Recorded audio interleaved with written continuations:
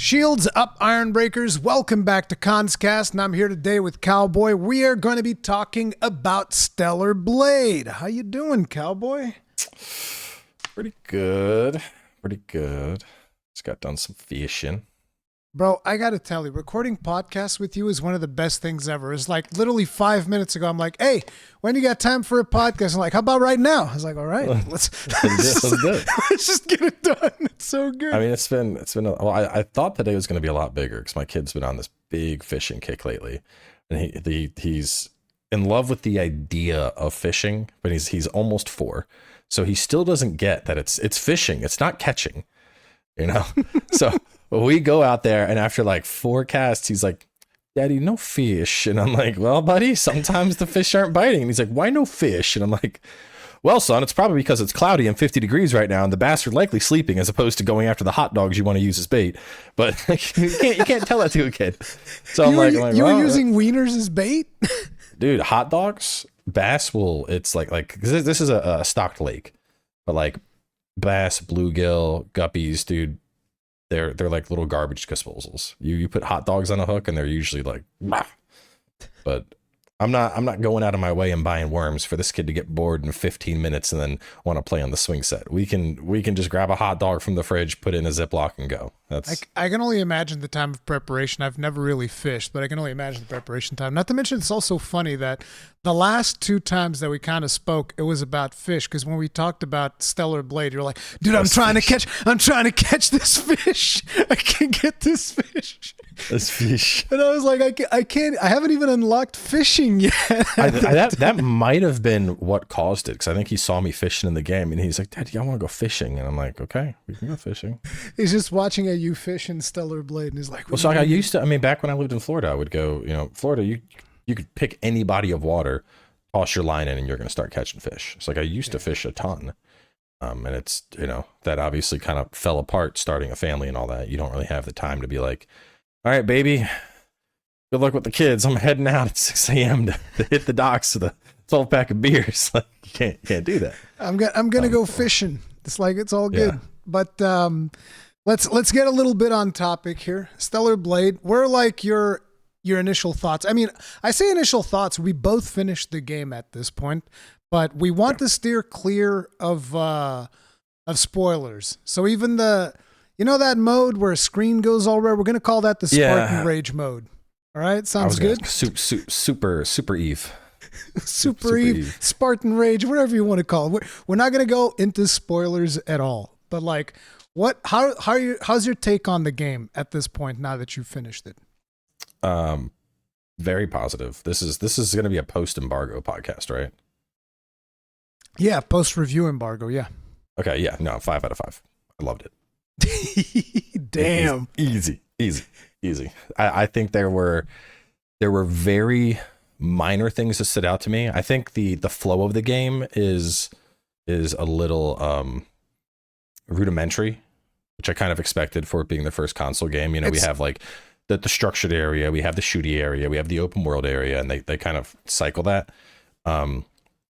But in terms of the puzzles throughout the game, there were a lot of like really fun puzzles. They threw in some math puzzles. I liked that. I liked the transition. I gotta ask you. Do you remember that I sent you you didn't ask me for it, but I sent you like the solution to a math puzzle.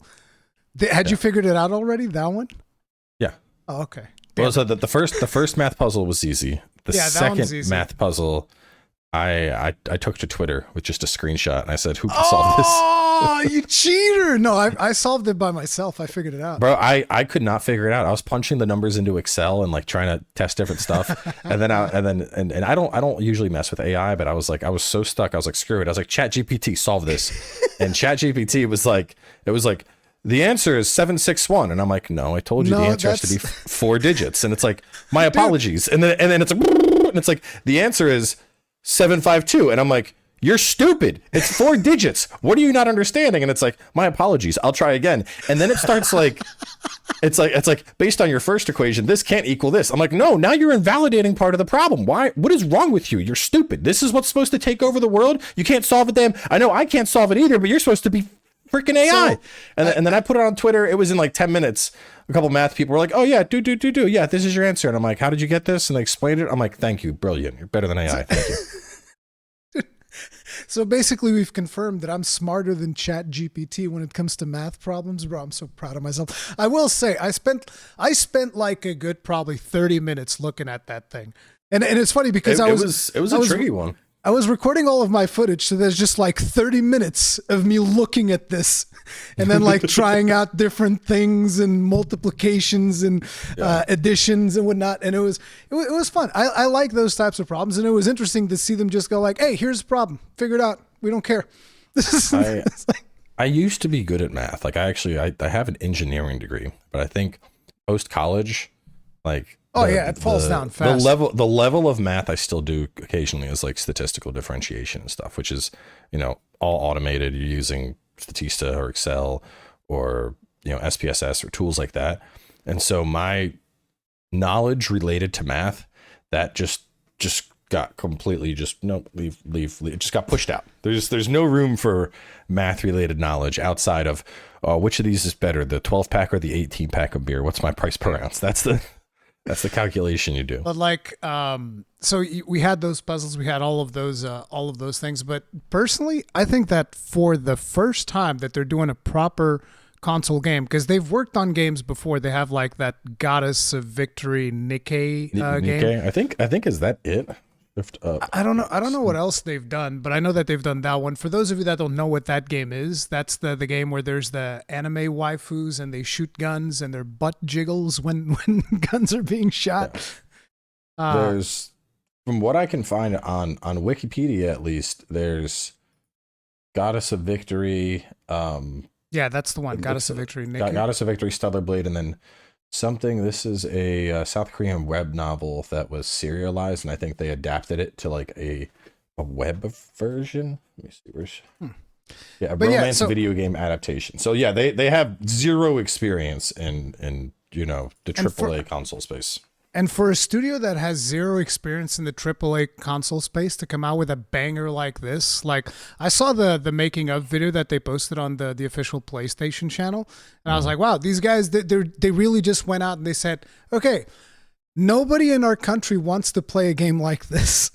They just want to play mobile games, and in Asia in general, that's what most people play. They play mobile games on phone. Mobile games are super popular, but I want to make this game. And you can tell that there's a ton of passion in the game from what I've seen so far. Like, the game is absolutely phenomenal. I love what I've experienced. As a matter of fact, I liked it way more than I initially thought, because when I played the demo, one of the things that stood out to me was like, bro, these perfect dodges are super tight. They're insanely tight. And the parries, they're really tight as well. Like, I was struggling quite a bit with the demo, but then when I got to the final game, I don't know if they changed anything. Did it feel a little bit different to you, like the parry timings and whatnot? I'd say, did you have the upgrade for improved parry in the demo? You mean the spine? No. Well, so there's the spine, but there's an upgrade in your tree that makes the skill parries. Trees. Yes. Yeah. I don't remember if we had that in the demo or not. Yeah, because that does make, like, without that, the parries are very tight, like Lies of P tight. And once you have that, it feels closer to Sekiro, which is like the sweet spot for me. That was definitely one of the things that I thought to myself when I was fighting the last boss in the game. I was like, man, I'm really struggling with some of these last bosses. They're really tough, but it still doesn't feel the same way that Lies of P felt to me, which, if you remember that live stream you were in there, I was like, come on, Rurikhan, you can do it. Moral support as I was losing my mind. I will say in terms of challenge, I do think the last like 3 bosses, I would say. I feel like we're significant jump in difficulty. Yeah. Like, it went from like just parry dodge to like, hope you know how to multi-parry and dodge, because otherwise I'm going to juggle you and you're going to die. And you're like, oh, okay, I need, like literally it went from like to like the lean in, like it got serious. Yeah, but overall, I definitely feel like after a couple of hours of playing the game and putting some points into the skill tree, I definitely felt like parrying and dodging became much better. And I'm not going to say that, oh, I was perfect dodging everything. No, I still got hit a bunch of times. And that's the thing, because one of the interesting things about Stellar Blade is that there's no stamina gauge, which kind of like is something that you expect in a lot of Souls-like games, but they're just like, no stamina gauge. You can spam everything you want, but that's not going to make a difference because you're still going to get caught and we're going to nail you if you're just spamming and not playing So properly. do you consider it a Souls-like? Stellar Blade, it's rough. It's a little bit rough. I think it's like a mixture of Sekiro and Nier Automata almost in a lot of ways. That's kind of how I feel because of perfect dodging, right? You got that mechanic. Well, because I think there's been a lot of discussion around it being a Souls-like, and personally, I didn't get that feeling. Like the combat does have Sekiro overtones with the flawless dodging and the parrying and whatnot. But I mean, honestly, the fact that you don't lose anything on death, like there were times where I would be somewhere and I'd be like, okay, this is done. Time to fast travel. And I'd fast travel by jumping off a cliff so that I could respawn back at where I needed to be. And I was like, I can't do that in Souls. That's so, but yeah, between that, no stamina, the kind of, I guess, flair of the combat, being able to go, just super ability happy, going into your super mode, ability spamming. I don't know. I think there was even a little bit of like Sekiro, Nier, and God of War almost mixed together, because the combat felt more arcadey, I think, than what I would expect out of a Souls game. Like very flashy. You don't have the combo chaining potential you do in like Devil May Cry, but you can chain some combos. Yeah, you can, and especially if you learn knockdown juggling, which was what got me past the final boss. You can do some pretty funny stuff where you're like, with the consumables. Yeah, with the consumables. Well, I would do like the consumables and then the crossblade beam and then go into a combo, and then the crossblade beam and then go into a combo, and then a consumable and go into the combo, and then my we'll just call it red gauge, my red gauge move and go into the combo, and the boss just like, and I'm like, you're not standing up. I know how fast you attack. Stay on the ground. Stay down there. I didn't went that far into it, but I did use some of the knockdown grenades, which is funny because the first time that I saw the grenades, I was like, man, these are worthless. Like, why would I ever use this? And then when you're near the end, you're like, no, this is, and some of the other grenades that actually go for the, what do they call it? The balance gauge. I was like, oh man, I bought a bunch of those off the shop. I'm like, I want to keep these stocked up just in case I need to really abuse a boss. The shield ones were pretty useful. The balance ones, very situational, but obviously just, throwing out both of those for balance, that was good. Yeah. The knockdown were busted. The mines I felt were just complete garbage. Yeah, I think I used the mine once, and I was like, bro, it keeps dancing around the mine. It's not even stepping on. I think at one point it charged through the mine and it didn't trigger, and I was like, I don't want this. This is terrible. Yeah, the mine was very disappointing. Yeah. But no, yeah, combat was great. Once it clicks and you understand how to like weave your abilities and your combos together and your various specials, I think that's where it really starts to shine as an action game. Early on, I don't think you get as many opportunities, but like especially towards the end when like your skill tree is near full, you have all your goodies, you're fighting, super high end bosses. Like that's where the game is firing on all cylinders. That's where it's at its best. And it does such a good job with the soundtrack as well to really get you super hyped up. Like, did you like the soundtrack overall? Because I was like, the soundtrack was very good. I would say there's in some of the open world regions, like when you're in the wastelands, for example, it is like the same song on loop, and there were a couple times where I was like, I kind of wish they would like maybe add a second track into the mix here. Yeah. Instead of, because I mean, it's a long song. I'd say it's probably like an 8-minute long song. But, when you're in that desert for like 15, 20 hours searching for puzzles and whatnot, you're like, can I have a different song, please? I would want, I like you, but I want something else. I'm tired of chocolate ice cream. I want a different flavor for a little bit. I still have some of the music's like stuck in my head from the game because you do get a lot of those. But one of the things that would always hype me up was the friggin' boss music, and I actually checked today because I was recording the review, and this is from the same studio as the dude who recorded, who composed for Nier Automata. I believe his name is Keiichi Okabe, I think.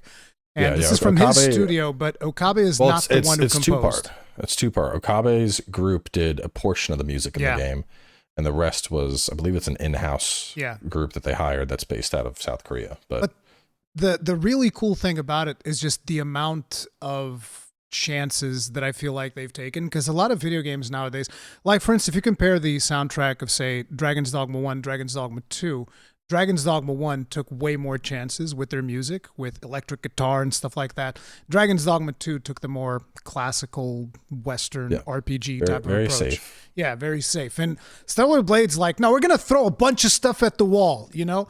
There was only one track that I don't really want to talk about because spoilers, but there's like this one boss track that I was like, this one I'm not feeling. There was one track in the whole game, which is surprising. Was it a track that had to do with a bird? No, I don't think so. Okay. No, I don't think it was that. Yeah, there was that boss track. I was like, seems a little K-poppy, a little out of place for how intense this fight is, but okay. Oh yeah, but that one, I know which one you're talking about. That one is great. I love that. I was like, this is amazing. Yeah. Honestly, I think one of my favorite tracks is when you pop the super mode and then you get the music shift. Yeah. That's really good. Like, oh, let's go! Like, big anime vibes, and they do it really well, I think. I think they've done a fantastic job with that. It's just like the soundtrack really gets you going in the mood to go do the bosses and all of that. The combat feels very rewarding. There's some light RPG elements. One of the things that you were talking about, how, you know, you do these combos and whatnot near the end game. You know, one of the things that I found myself doing in some of the later levels, not necessarily on the bosses, but as you're clearing the levels, I straight up equipped the stealth exospine.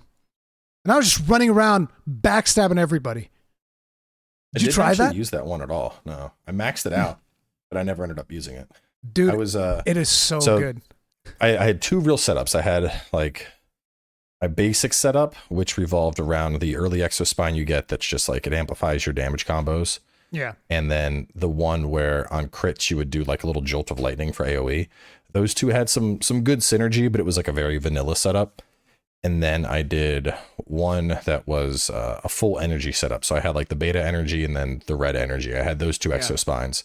And so I was just like ability. See, and just spamming stuff. Because I'm an old man, a lot of the game I was using the thing that makes it easier to parry and dodge. I had to put that on for the final boss. Yeah, he doesn't play. I was like, I think I'm good with my parry timings, but I think I need a little cushion here. But the burst one, I definitely used the exospine for that, for the burst skills. I was like, yeah, well, because you fill up your energy so fast with it. Yeah, I like the beta energy one a lot. Like when it procs, you're just like, I'm a god. You're just so to add some context here. There's a spine you get fairly early that gives you a chance anytime you use your beta energy abilities. Spines are gear, major pieces of gear. Yeah, so it's like they're build defining essentially. Yeah. And this one has a chance on ability usage to give you unlimited energy for a short duration. Like, I don't think I even used that.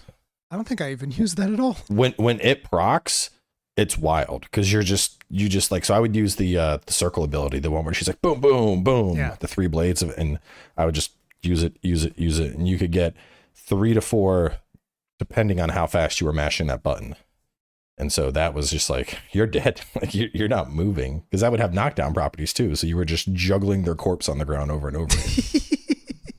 Damn, you abused the game way more than I did. That's for damn sure. I definitely found some stuff.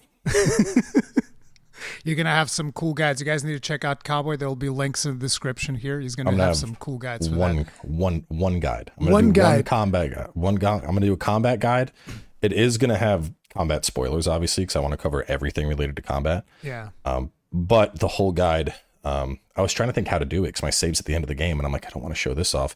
And then I remembered we have the training VR training. Yeah. So I'm just going to chill in training mode and show off stuff there. My guide's going to be just training mode as well, because my save is also at the end of the game. Yeah. New Game Plus does feel like a big missed opportunity, because like I'm excited to play, but honestly, the idea of starting over, I'm like, I don't want to give up all my goodies. Like, and it's not, I could get, re-earning your experience or something, but like they take everything away. Your exospines are gone. Your consumables are gone. Even your outfits are gone, bro. Yeah. Why are you taking away my outfits for starting hard mode? Hard mode should absolutely carry your outfits over. Like, let me keep all my fashion options. That's the thing. That's why they're working on New Game Plus after release. We're gonna have New Game Plus eventually, so I don't think that's a big deal. I think by the time it's not like a breaker in the review or anything, but it does feel like not even a New Game Plus, but like if you beat the game, I think a lot of people would beat and then be like, okay, let's check out hard mode, and then you start hard mode and you bring nothing. That is kind of like it's rough to go back to the beginning of the combat. I can imagine that, which is why I wanted to finish the game, to have like this break period until release, because then I'm going to stream the game on release and it's going to be a little bit fresher. You're going to do hard mode on release? I'm thinking if I want to start in hard mode, because those last bosses, dude, I was like, it's like I'll play hard mode until the last bosses, then I'll swap back down to normal. Once you understand how to knockdown combo, like I was talking to Gene Park about it, because he was like so Gene doesn't usually do side content, so he got to the boss, he had like less heals than me, less attack power than me, and he's like, this is bullshit. And I'm like, oh, hey, let me send you a clip of what I did, and it's like 30 seconds straight of the boss not getting to move. And he was like, okay, that works. I got this. We're good. Like, so once you learn knockdown abuse, it's a whole new ball game.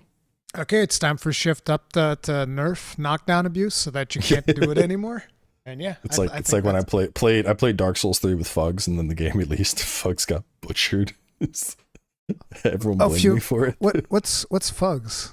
Fu Malcha Greatsword. Okay. I thought that's what it was, but for some reason it was like insane on Dark Souls 3 on the Japanese launch, and then it got nerfed pretty heavily. That's what you get. It was still okay. Everyone's like, "Why did you use it? This is your fault." And I'm like, "No, it is your fault. You're the one making all these moves. You're gonna have to nerf all of the things."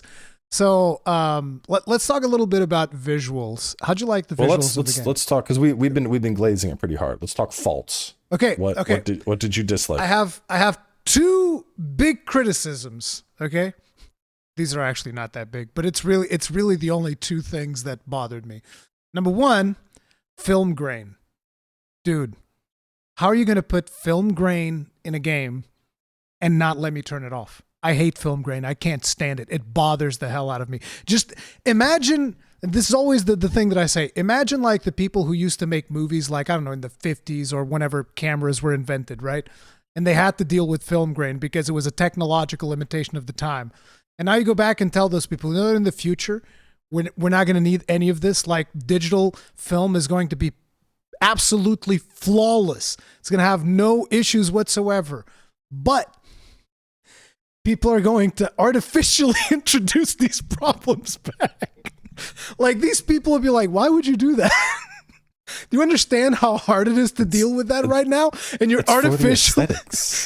you're artificially putting it back in? Are people in the future crazy? No, but it's got film grain. It doesn't let you turn it off, which bothers me a lot. It's not a deal breaker, but it's just like, just put in an option. Let us turn it off. Like, just doesn't make sense to me. So that's issue number one. Number two, no gyro aiming. I feel like that was pretty much a no-brainer for the third-person shooter aspect of the game, where you can shoot and whatnot. Just having gyro aiming. I never use gyro aiming. I always feel inconsistent with it. I love gyro aiming, so it's like I would love to have that. I have a few. So my biggest one, everything you pick up, right?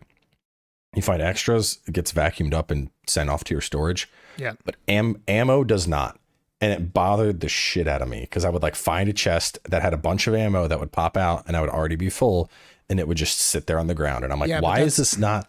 Because you can't stock ammo. It makes sense, because they want to limit how much ammo you get to use. But anytime I'm at a rest spot, every rest spot in the game has a thing where I can buy more ammo. Yeah. So stockpile money. which a big deal. I had like 130,000 gold by the end. I had tons of money too. If you find ammo in the world, it should stockpile, and then when you rest, it should refresh from your stock of ammo. No, it's a gold sink. It's fine. Yeah. I had so much gold. No, but at the end. I'll tell you what. It does bother me. It does bother me when you open the chest and the stuff stays there. You're like, yeah, it stayed there. Yeah, I need the thing to come to. Yeah. I don't want things in the ground. I need them on me. Yeah. I would look for things to shoot just so I could vacuum up that ammo afterwards. Okay, that's taking it to another level. I was like, I would, so after I had so much gold that when I would, so in the game, there's these things called WP pumps. They're, I guess limited. They're not really limited, but they're kind of limited. And they essentially, when you die, you get one chance to cheat death. They're not really limited because you can just go to a store and buy them. Not in the camp stores, but like in the NPC stores. I think there's no limits to them. So yeah, they're basically wake stones. Yeah, and you get to use one before it's no, you're gonna go back to your checkpoint. Yeah. And so I had so much gold that at the end, anytime I would hit a rest spot, I would just buy the 3 that were available and I move on my way. I would just and it became second nature. Like, oh yeah, buy ammo, okay, out, buy ammo, out.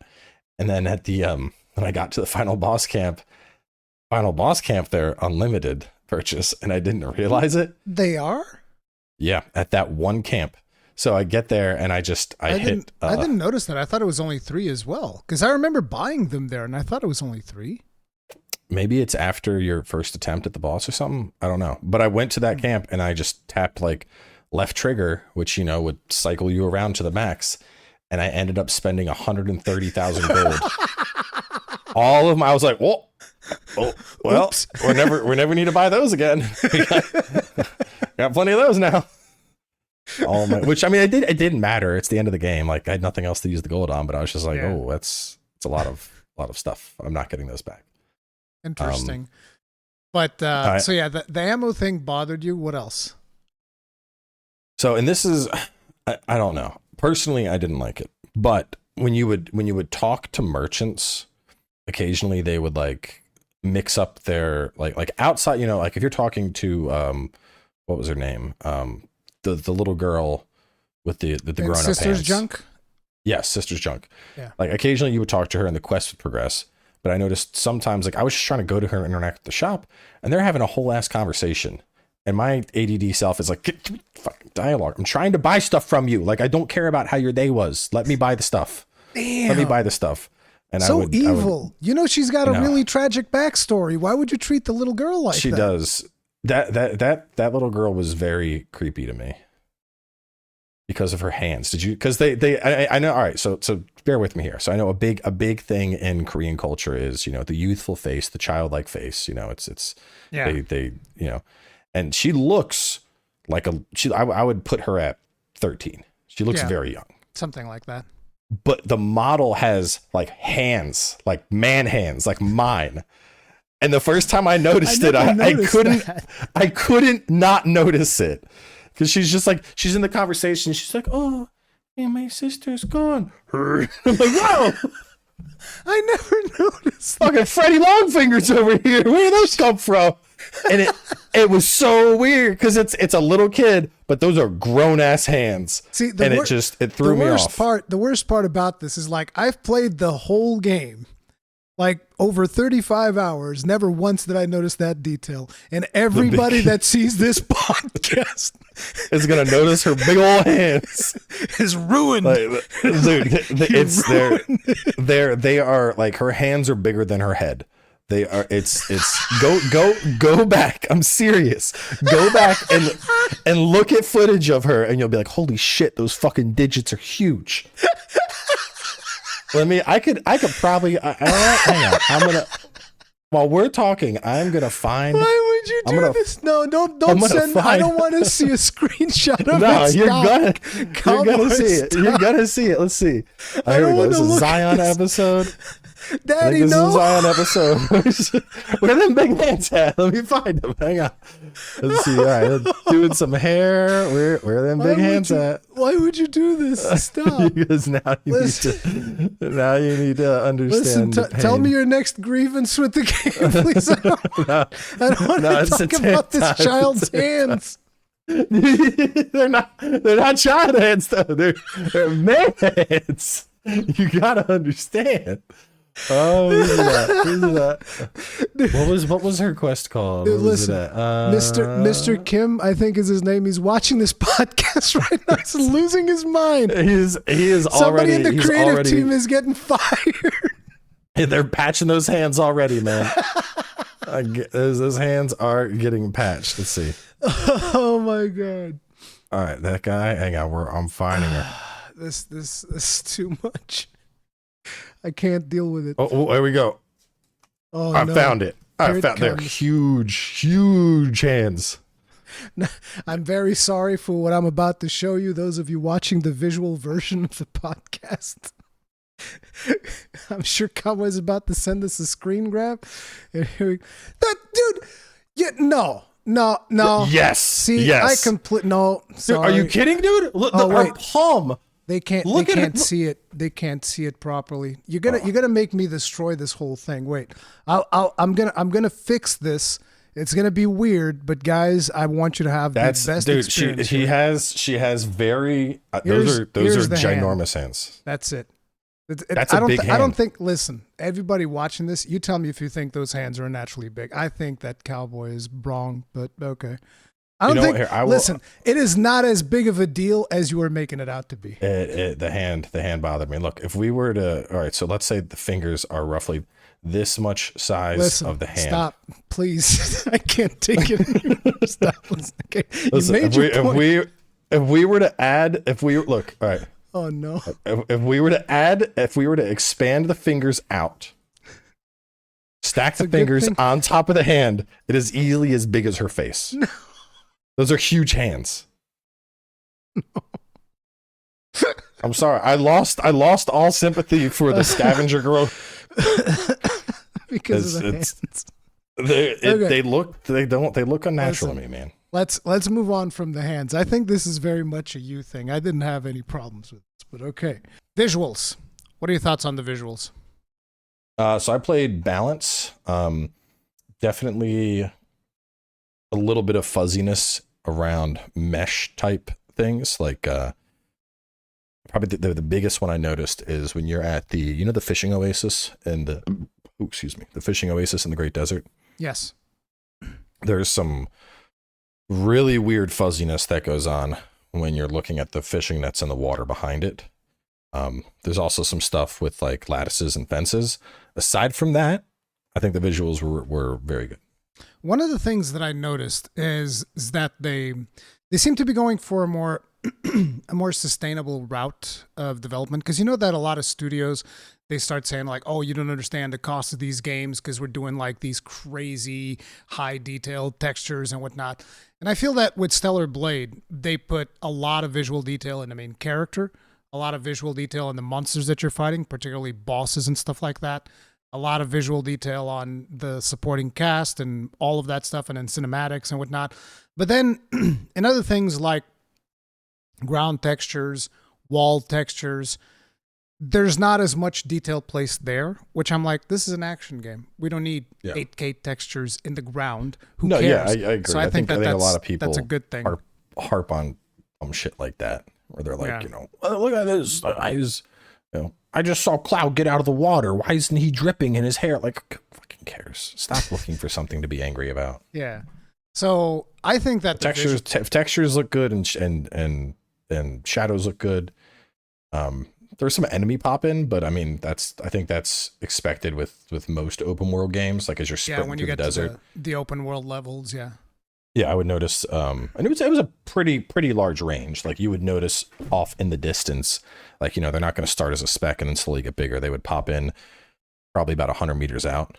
But for textures and stuff, I didn't notice anything like that. Yeah, I had one crash. I didn't have any bugs. I had one crash as well. Bug. I had a bug.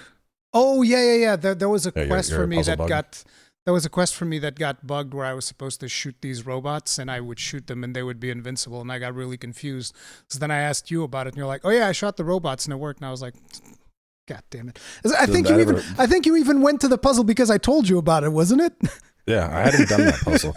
Well, so when I remember that area, and when I went there, I was in my head, I was like, I need to loop left and explore this. And instead, I saw the junkyard town, and I was like, I'm gonna go there instead because there's quest markers. Yeah. And so I beeline to that, and then just forgot to ever go back the other way. Forgot about that one. Yeah, but it's like, I had that one bug and I had one crash, which was really strange because it was such, again, like in all these hours, you have like exactly one crash, but yeah, I had one that was, I had finished resting and I went, it was near the end of the game. I think it was in the like the airport-y type area. Mm-hmm.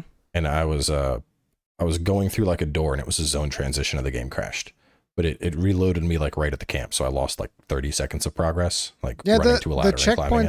The checkpoints are actually excellent because I had a couple of issues recently wherein we had back-to-back like 4 blackouts. For imagine the amount of footage that I lost because I was recording the whole thing to get B-roll for the review, and I was like, okay, I want to record everything. I lost so much footage because I had 3 to 4. I don't remember exactly how many were, and I was playing the game. Boom, and I was like, God damn it! You need to get progress. I lost no progress because the autosave is so good that it keeps you just like. You need to get a universal power supply. So I have 2. I have one that's just my PC is on it. Those things are expensive though, right? They're not that bad. I'm gonna pull up the one I have right now. Because I even had like a side problem from that where apparently one of my computers reset the clocks on my RAM, and I was like, what the. So yeah. the most expensive one I have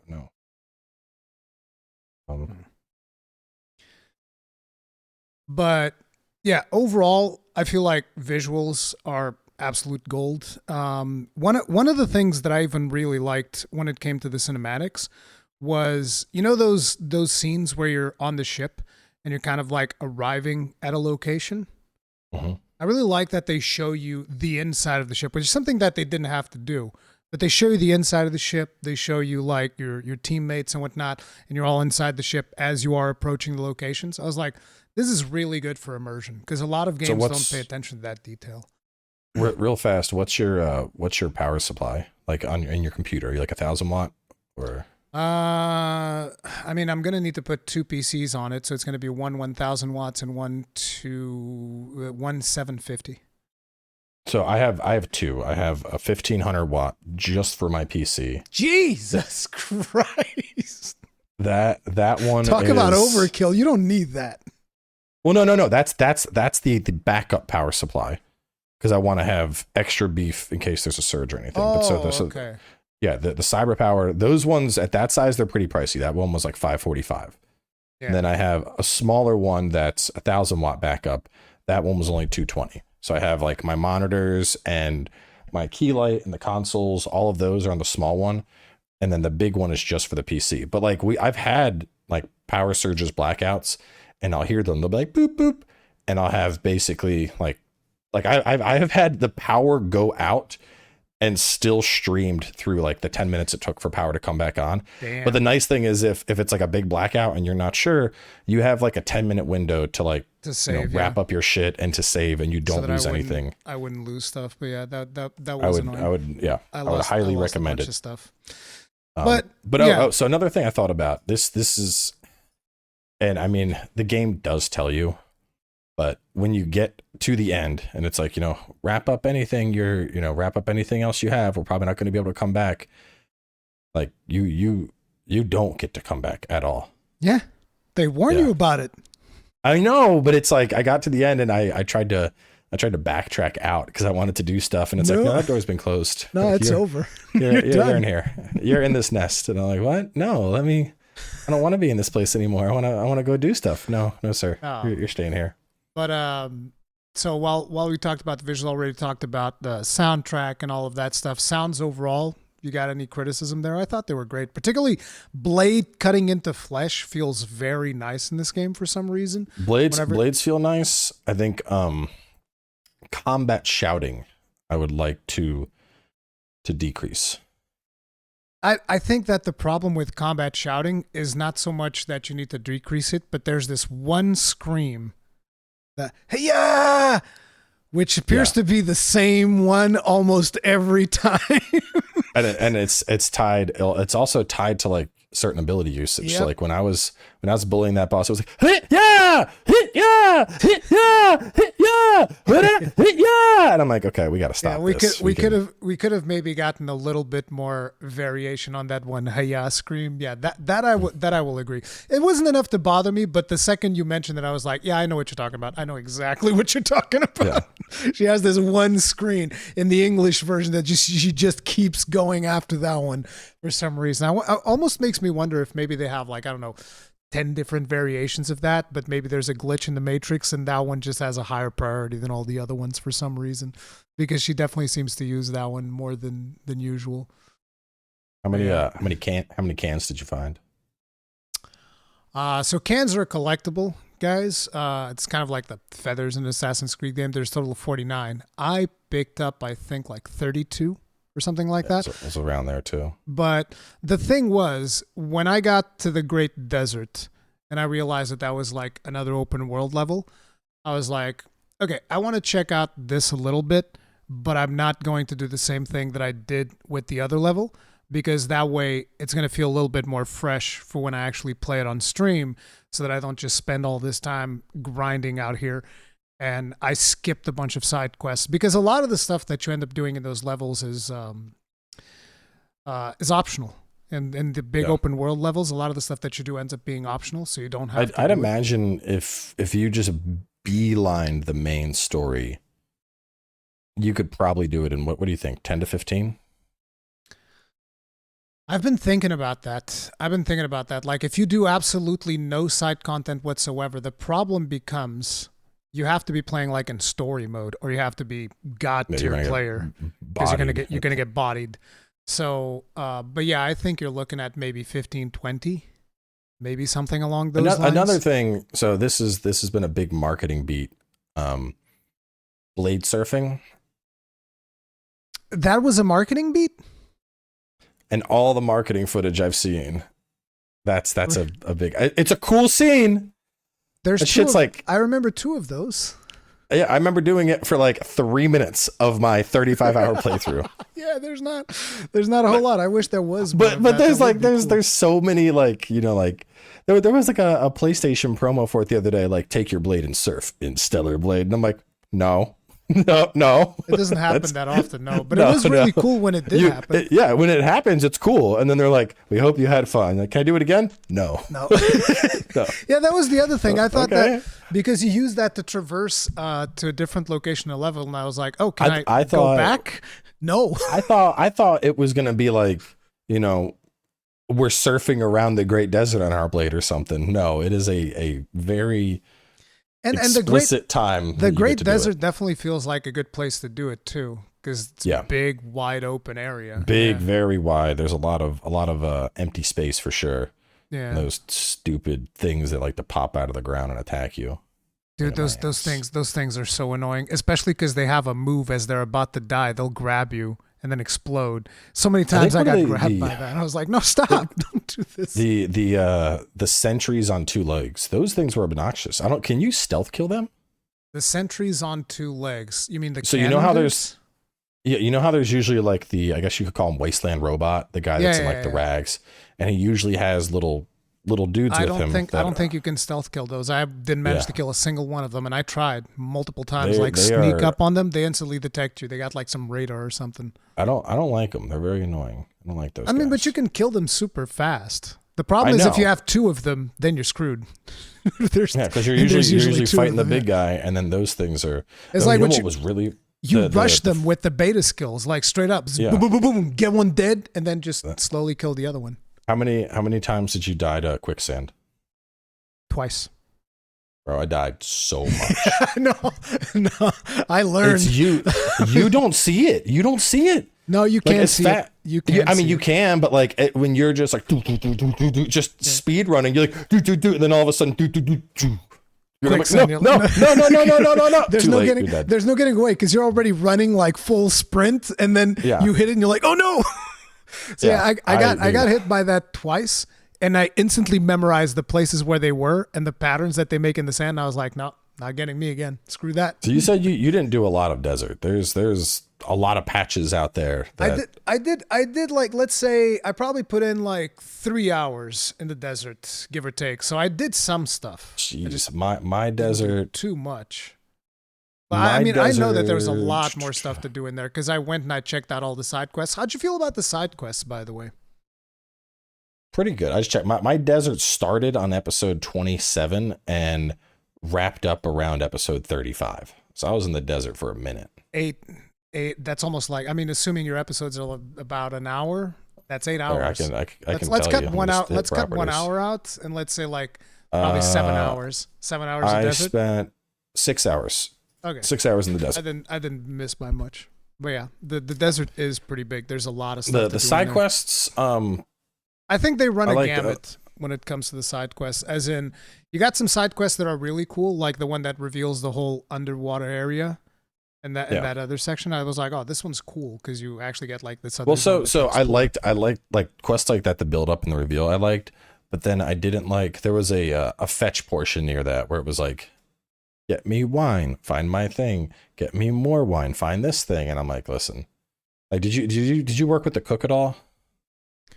He was pissing me off a little bit. This guy keeps sending you out to find him wine. Yeah, that was around when the Great Desert showed up. So I was like, no, I'm good with side quests for now. I'm gonna move on. You have to keep doing. You have to keep doing quests because this asshole is like, well, one sip of wine wouldn't hurt, and then he drinks all the fucking wine. And then he's like, somebody stole it. Can you get it for me? And I'm like, kill him, kill him. No. I'm tired of going in these dangerous areas, risking my ass for this lush. Like. No, but for the most part, I feel like they're fine. But there's also those ones that are not as interesting, like, oh, kill me 10 enemies or something like that. Go over here, fetch this thing. So there's those are. I don't mind those because you pick those up and then they just get accomplished as you're fighting. I'm not looking for those things. There was only one side quest that didn't do, and it was the one where you have to find like the religious shrines, and they're all over the place. When you get enough of them, you get a password to open up the chest that's near like the derelict ship. Oh, that was one of the ones that I didn't do. I didn't do that one. I had like 4, and I think there's 6 to 8 entries, but they're all over the world. So like I found the 2 in the wasteland, and then I found 1 in the sewers, and then I think another one that was probably in the Great Desert. And that's one of those things where I was like, this is 100% playthrough type thing. I'm not worried about hunting you down. You could be anywhere. Yeah. I remember finding one like exactly the sewers, like you just said. I remember finding that one because that one's like a bigger shrine than usual. Yeah, it's the hub you find. Yeah, that one I do remember. But yeah, there's a lot of side quests in there that you guys will have basically. I would wager that if you really want to be giga completionist, you got like at least 40 hours of gameplay in there. Yeah, I put it at 40. If maybe longer if we're talking collectibles. Like if you're trying to get all the cans. That might take a while. You're probably looking at like 45. And I one of the things that I really enjoyed is the fact that they actually let you craft the cosmetic outfits. Like they're not selling this stuff to you. You can you can play dress up with Eve, get as many cosmetic. There's like an achievement to the crafting 30 of them, I think. So there's probably at least 30 of them. And I don't know exactly how many they are, but there's a ton of cosmetics. Like 32. I was thinking about doing a video, but I don't have all of them. I feel like I'd want to have all of them. So you have over 30. You have 32, and you didn't have all of them. So there's more than 30 outfits. Damn. Well, I mean, there's one outfit alone that's tied to the cans, the ultimate Coomer outfit. I didn't know that. If you want to be maximum Coomer, you have to get all those cans. The thing is, did you see the reward? No, I haven't seen the reward. Oh, you get all the cans. You get like a corset and stockings with like a thong or something. I'm like, oh man, if you want to go full degen, they're making you collect those cans. So we know what you want. Go collect all the cans. And those cans is like you need to solve like a lot of puzzles if you want to get them. There are very some, well hidden. Yeah. I was talking to Susie Hunter about cans, and because she was one short of getting them all, and one of the ones she described was like there was an area where it was underground, and you had to like place a mine and then lure an enemy over to the mine, and then the mine would explode and reveal the can that was buried. I'm like, dude, like the thing is, you can get the drone. You get the detector. Yeah. But I mean, still, so there are some. Got it, yeah. Yeah, that's. Which, speaking of drone, how did you feel about the various drone stuff? The various drone what? Like they build like the ammos, the drone stuff. So the laser was annoying because it takes so long. Yeah, it's like, because I really wanted to like the laser because, oh yeah, big beams, I'm a fire in my laser. It's like, yeah, because there's even specific bosses in the game, right, where you have to use ranged ammo, or there's big advantage to using ranged ammo. And I'm like, this is when the laser's going to shine. And then you charge and the boss is like, aha, the opening is over. And I'd be like, oh, wah, wah. Yeah. So it just felt kind of useless throughout most of the playthrough, the laser. The other stuff, the shotgun felt okay because it appears to deal way more damage. Like there was a lot of stuff that just got one shot. There's range that exact boss you're talking about. I did the same thing. I'm gonna charge up my laser. Yeah. And then it would be like max. I'd get like half a second a shot off and be interrupted. And I'm like, fuck this. I just walked up under it with the shotgun and was like, boom, boom, boom. You're dead. Fuck you. I'm done. Exactly. The shotgun deals a ton of damage. That's cool. I really like the explosive shotgun as well. The explosive rounds, those are solid. Really, really cool. But overall, I use the slug, just the standard ammo for most things because it's super solid. So you're popping off a combo, you do the purple dodge, it opens them up, and I'm just like bang, bang, bang, bang, bang, you're done. But having just a little bit of gyro there would have been like perfect. I think my hard mode playthrough, I'm probably gonna max out to get the cans. Well, I don't know. I'll probably take one in each category just to have the laser, to have the rockets, and then straight down to cans, so that I can so that through the whole map and find the cans. Get all the cans. No, I think I want to get max slug ammo because it is important for some situations. Slug ammo is very solid. Yeah, but I would definitely slug before more rockets or the level 3 laser, which is. You don't even. The only time I found it semi-useful was shield enemies. The dudes with the arm shields, I would just cook them with the laser because it would shoot through it. So that worked pretty well. That shoots through their shield. Nice. It doesn't shoot through the shield, but it will break it fast. So it does. It'll get through the shield and then do enough of their health to where you can just follow up and finish them. Okay. Yeah, that's cool. I think that for my next playthrough, I'm actually going to start by maxing out the chameleon exospine. Gonna backstab everything. Stealth man. The only problem is when you get the bosses, and at that point I'm like, okay, now we replace it, do something else. I think one of the hardest boss fights I had wasn't even a boss, but side content. That quest where I think it was, I don't remember if it was desert or wasteland, but you fight the dude from the start of the game, the ball hands man. Oh, okay, that one. And it's like a angry version of him, but I had some camera issues in that fight where I could not, like, he would jump and he's off screen. Is it the one where you're like in a pit? Yeah, you're in a big. You have to like climb across a. I'm trying to remember what I did to get over there. It was like I had to like shoot a bus. The bus fell down. That created a bridge, and then I went into a pit. And you're looking for some hunters that had gotten lost. And then you fight an angry version of that opening boss. Yeah, I think I don't remember struggling that much with that one. I think I struggled with the other one, the Gigas, the one that has like the angry Gigas. That one was like, whoa. I went to frame rate mode. I went to frame rate mode for that one. Was he angry Gigas? Let me see. It might have been because we talked about it, how that one appears to have tighter timings than the other one. Because the first one, did he have like a shit ton of like you can only perfect dodge? I don't remember. It's been a while. It might have been a Gigas. I remember that is. They kind of. I remember that is. I remember the soldiers. It was definitely there were definitely soldiers there that died by his hand. So it might be. It was probably a Gigas then, not the ball guy. Because I remember refighting a bunch of stuff. Yeah, but like that. Yeah, that Gigas was one of the hardest. I think only the final bosses pushed me harder than that guy. Because that guy, for some reason, the timings felt off. Like I would miss all the timings on, but I noticed that I went to performance mode and it made it easier. So I was like, every time that I got into too much trouble, I'm like, okay, I'm going performance mode now. I need those extra 2 or 3 frames a second, and that will make it perfect. That's gonna save me. Those 2 to 3 frames. Those 2 to 3 frames will make the whole difference. But yeah, overall, how did you feel about like the swapping of the levels? Because I thought that them doing different types of levels with the linear, more Soulsy type levels, the open world areas, and the third-person shooter segments, I was like, this keeps it a little bit fresh at least, because you're not doing the same thing all the time. I would say they were pretty good. I mean, I think overall variety was there wasn't a time where I was like, I'm bored, I'm tired of this. Yeah. So I think I think they did well there.